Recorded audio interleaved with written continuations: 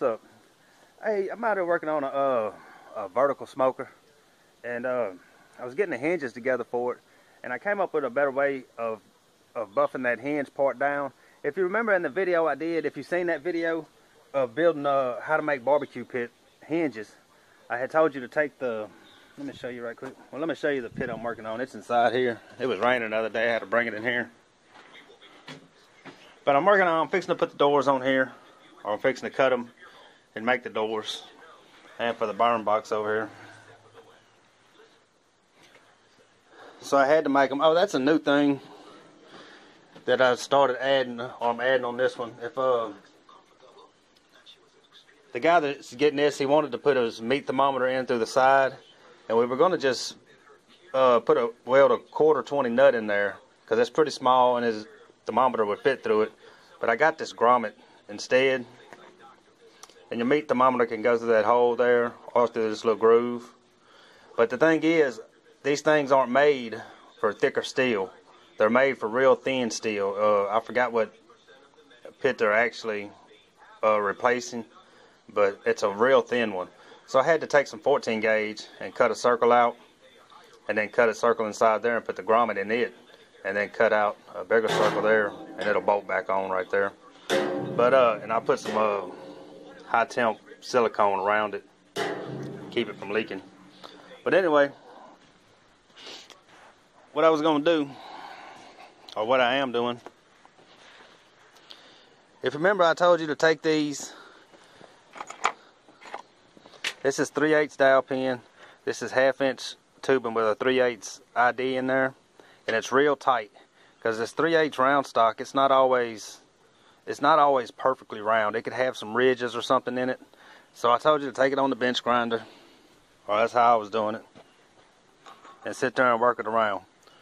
All right, I thought this morning, and this does a much better job.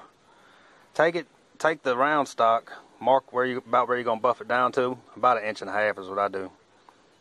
Put it in your drill, and then set your drill up. And I'll do it here in a second. I got the vise open just wide enough that I can slide that drill there, and it just holds it a little bit. It's not real snug. And then I can hold that and hit the drill, let that spin, and then use this flap disc on the grinder at the same time, and it does a much better job of it. I wish I'd have thought of that a long time ago. It does a much better job. So anyway, I'll do it right quick and let you see how it looks.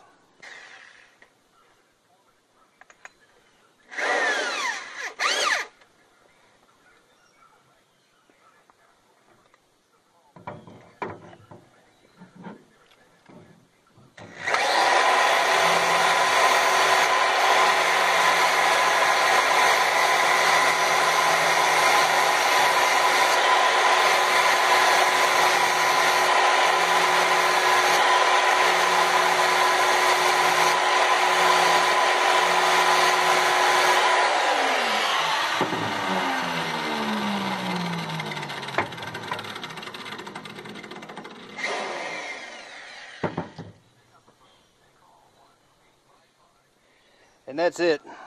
Knocks it out a whole lot quicker. You ain't got to worry about banging your fingers on that grinding stone over there. Does it a lot quicker. So yeah, if anybody, I know I did that video because people asked me about making them. So there's an easier way, man. Right there. It made it a lot easier. So anyway, if you are making them and you can switch over to doing that, you'd be better off. Let me show y'all this pit right quick. I think I showed, oh, this was the one I was waiting on the burners for. Now I'm waiting on the dew to dry on it so I can finish painting it. But I got the burners on there, got them all hooked up. The wheels aren't on it now, or the vents or anything. It has propane assist in there.